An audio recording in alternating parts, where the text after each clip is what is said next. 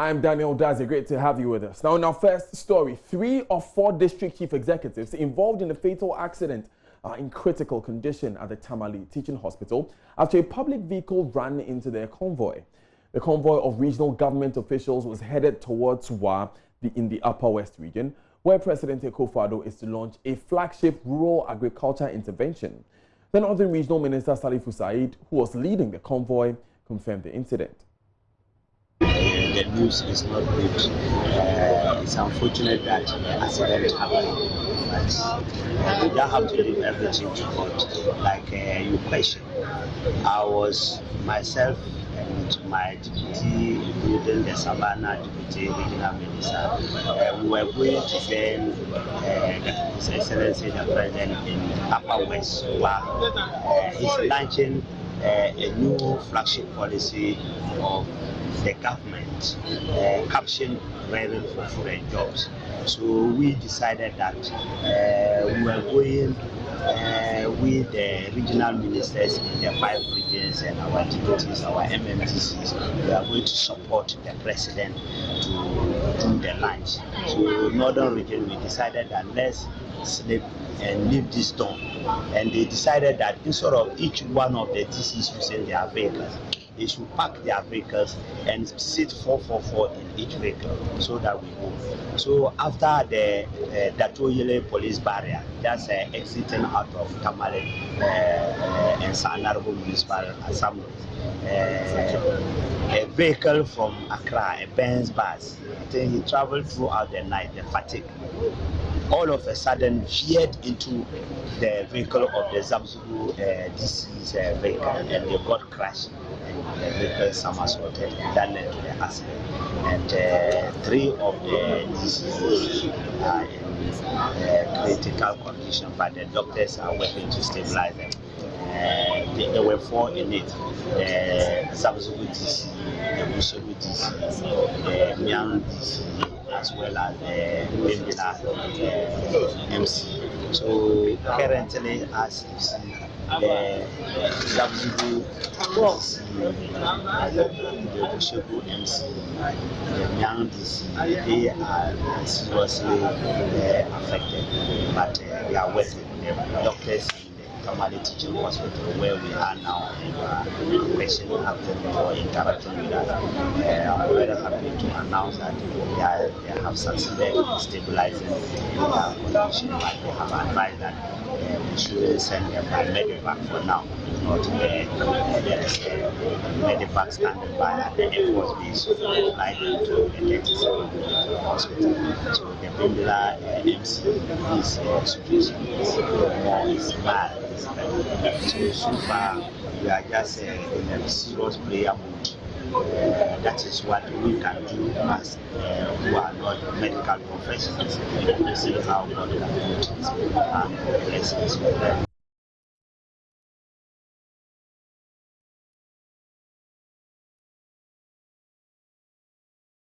We'll take you to Kaswa, Wa, where Hashmin Mohammed will be joining us with updates on this particular accident. But before that, residents of Enchikwao, a predominantly farming community in the Arwin district of the Western North region, are worried about what they describe as neglect by successive governments to bring development to the community. The residents say access to potable drinking water has been a challenge for years, and they want governments to remedy the situation. As part of Joy News' Safe Water Project, correspondent Nathalia Kwanza visited the community and now reports. Water is life. That should explain why the people of Enchikwao are walking over each other with their buckets, basins, and anything they can fetch with. They rush here for water every day. Blaise Stephen is the Benkumhine of the community. Our source of water. You see, initially we were depending on the streams and hand-dug wells. Such a big community like this, we have only 2 boreholes. We have only 2 boreholes that serve the whole community. So we were depending on the streams. All of a sudden, there was the influx of the illegal mining, the Galamsey system. And as I speak to you now, all our water bodies are polluted totally. So we are even afraid. Now, as I speak to you now, when I'm going to farm, I have to get a bottle, fetch some water into it. And if the place is far, how can I survive on 1 bottle of water? So it's obvious. In fact, our water system here is very bad. You see, when the Chinese came, they dug a whole lot of, if I will say, they dug a lot of holes, manholes that have, now at the moment they are death traps, as I speak now, because they didn't cover them and they are filled with water. And when it rains, this water drains into the main system. And in the course of their working today, we're using a lot of chemicals. So we are now afraid. Look at our road. So if I should drink the water that I used to drink, and when I'm sick, how do I get to the hospital? So it's a very serious problem. According to data from the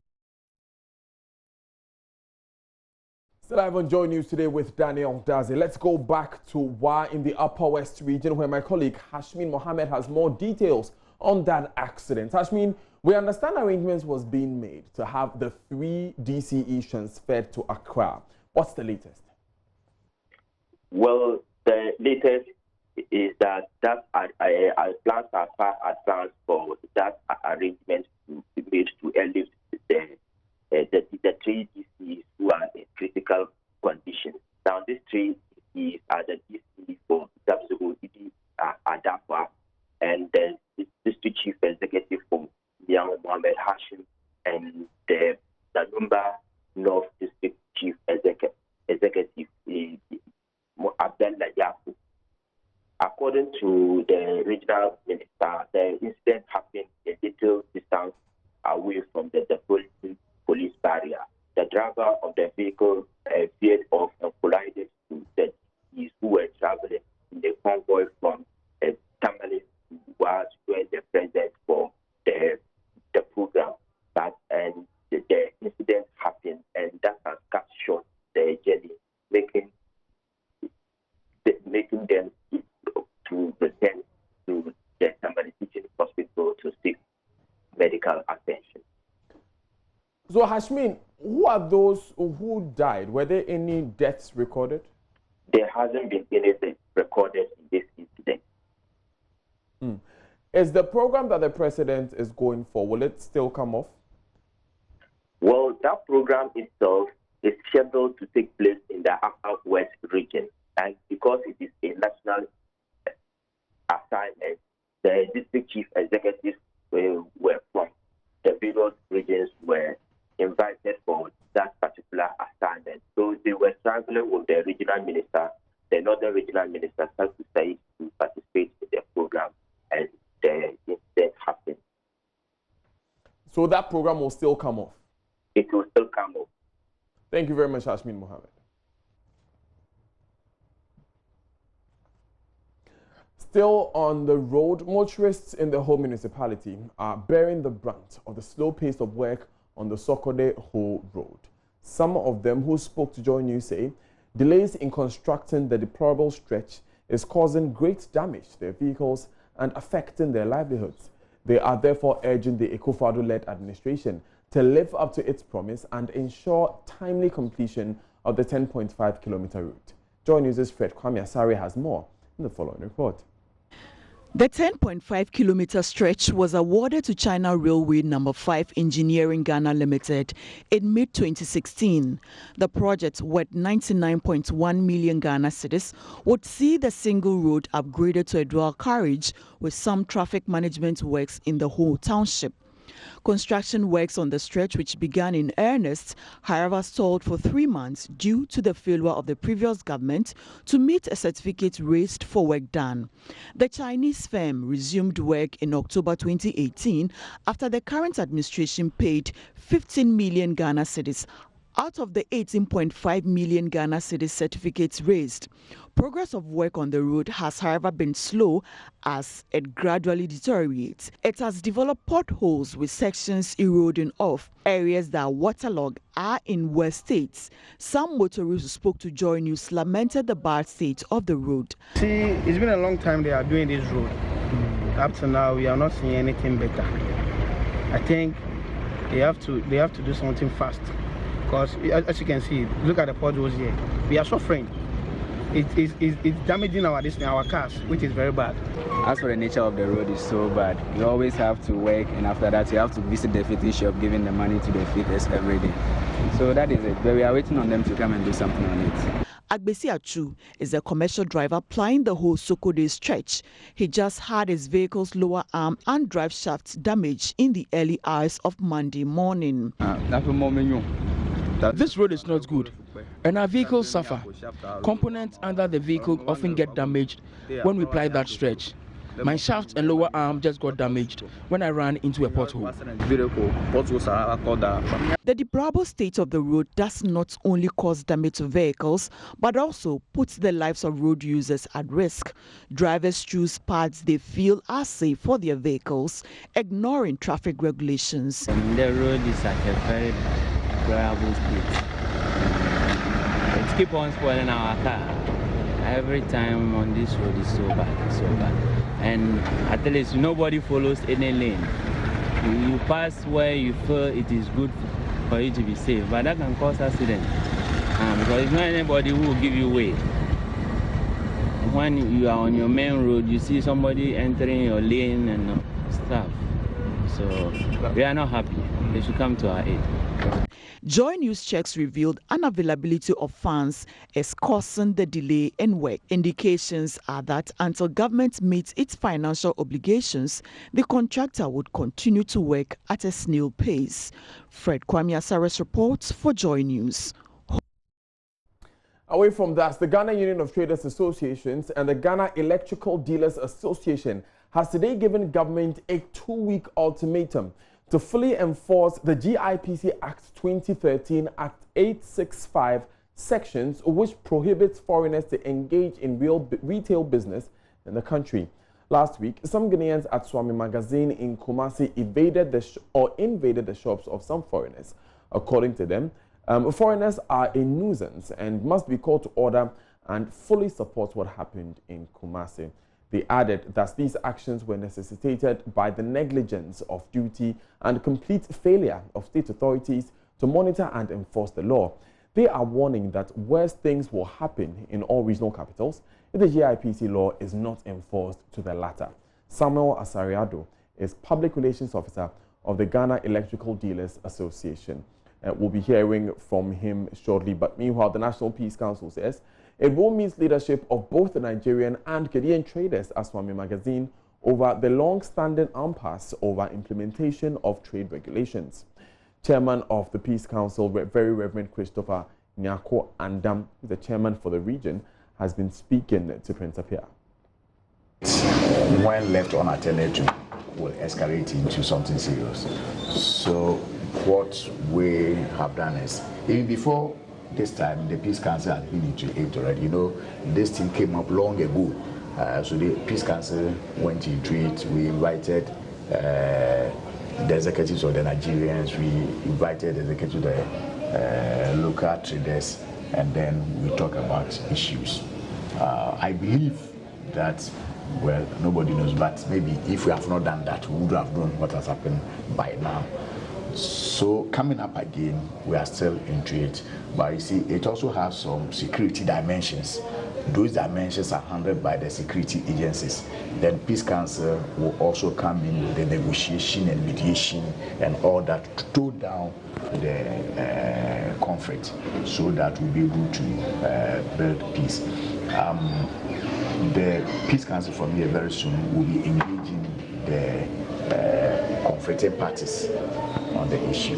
But for now, what our advice is that it's all about law abiding. You see, we have laws. If indeed the law says that foreigners cannot do retailing, then those foreigners who have come in must know their limits in terms of trading, what they should do and what they shouldn't do. When they become law-abiding, it will help resolving the conflicts. On the other side, we also talk to the Ghanaians and advise them that they should also be law-abiding. You don't take the law into your own hands. You see, if you have issues, you must know where to report what, so that people who have been mandated by the state to handle that do that. If you take the law into your own hands, you do certain things that you shouldn't do. You're live on Joy News today with me, Daniel Daze. Still to come, Public Utilities Regulatory Commission announces increase in utility tariffs, with water going up by 8.01% and electricity 11.17%. The chairman of the commission will tell us why. And Joy News investigations uncover widespread hoarding of premixed fuel by cartels at the country's landing beaches, despite government intervention to clamp down practice. Stay with us.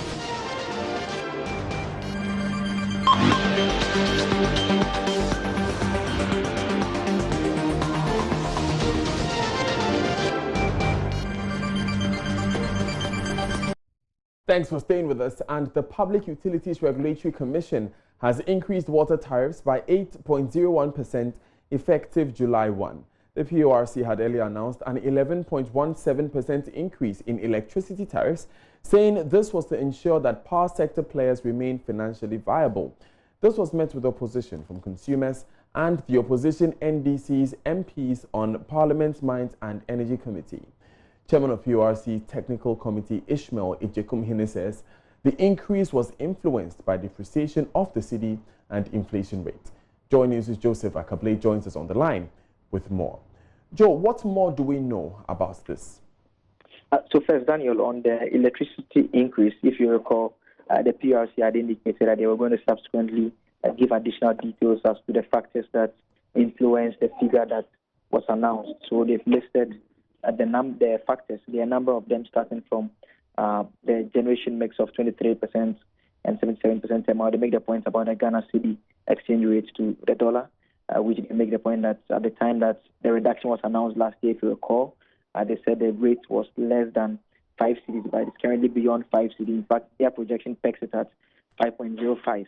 And also they are projecting inflation rates to of 8%, as well as fuel prices to go up. So these are the factors that they considered in fixing at the figure of 11.17 that we had last week. So that is it for electricity. But for the water, they list a number of things that again includes the Ghana cedi US dollar exchange rate. There's also the cost of chemicals, which they also blame, and also the last being electricity costs. So they say that these are the reasons for which they believe that the prices or the tariffs that have been announced, 11.17 for electricity and 8.01% for water, are justifiable and must be maintained at those levels. Daniel. Joe, one reason why it's so expensive to purify water in Ghana, as we've been made to understand, is the pollution of our water bodies as a result of galamsey. Has that been acknowledged by the PORC? Is the fight against galamsey making any impact in the cost of water production? In fact, the concern relating to water was the fact that there are so much losses that are being incurred in the operation of the various plants, amongst others. And obviously, we know of the effects of this galamsey on that matter. But they make the point that, if you recall, they had to suspend some of the tariffs that the water companies were allowed to charge because they were overcharged. And if you remember that Teshi desalination plant, that was tariffs were being charged of customers, but the plant was not being used. And so the PRC makes the point that the 8% figure that they have fixed, it's a figure that they've done the analysis together with the various stakeholders that include the water company, and they have the opinion that this is a figure that, if indeed executed appropriately, it should be able to lead to the survival of the water companies and the other companies as well. So there was no mention of the galamsey? No, Daniel. What of this Teshi desalination plant? What's the PRC's position on the fact that it costs them way more to produce this water than they actually sell it for? Does the PRC have a position? So the PRC is saying that they subsequently did direct that the company makes it a point to ensure that they return funds by compensating those that they had been charged. And they say that so far, over the past 3-4 months, they are satisfied with how the water company has been going about with that measure, for which reason they have decided that it's now time for them to also have the tariffs imposed again, and it's for it to continue subsequently. So the PRC says that it's satisfied that the water company has been able to comply with its directive in response to how they had been charging the consumers for that particular plan. Thank you very much, Joseph Akaple, for that update.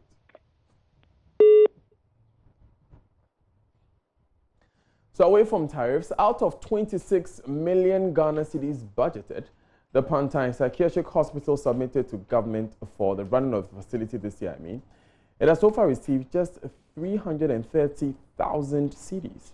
Medical Director of the hospital, Dr. Frank Banning, says the paltry sum is negatively impacting healthcare delivery at the facility.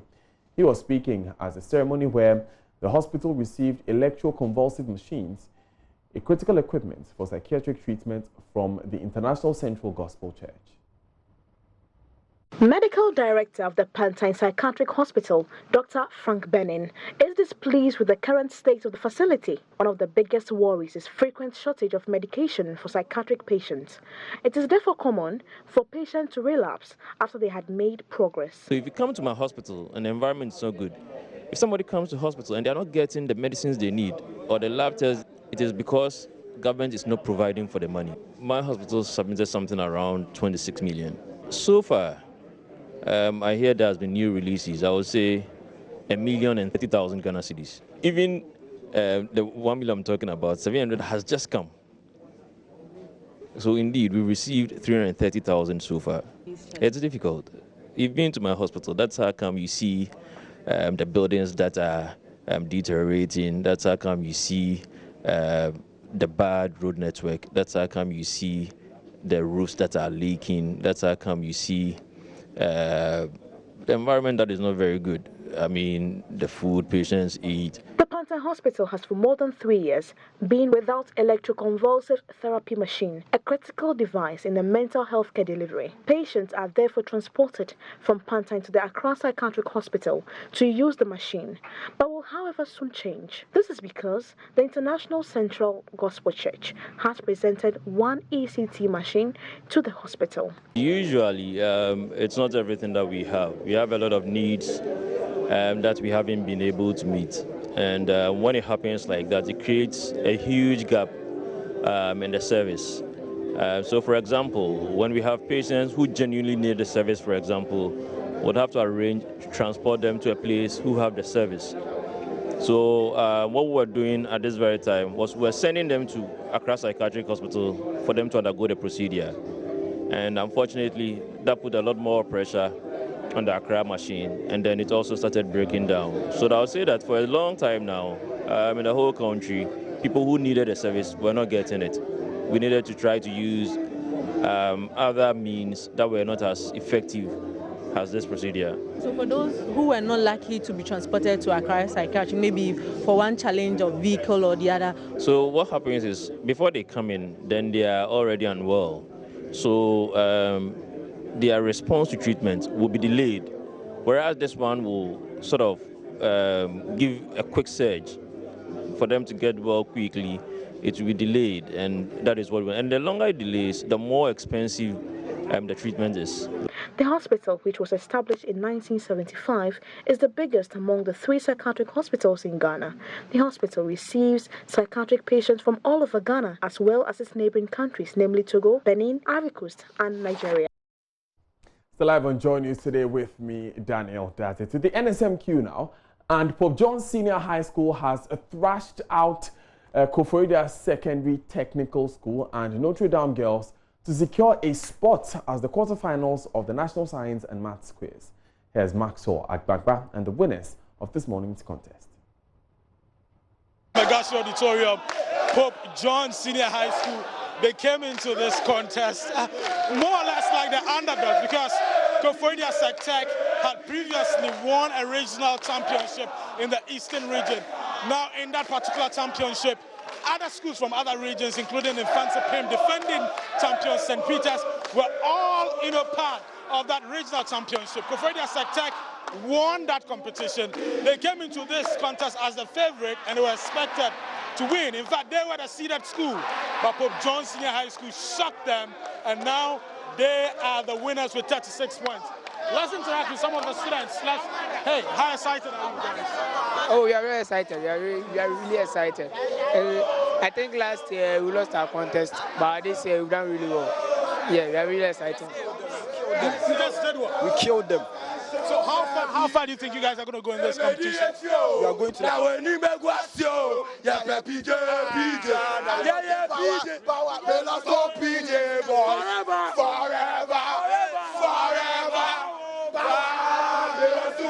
going to win. We are going for the final. Pope John, best. Sweet revenge. This is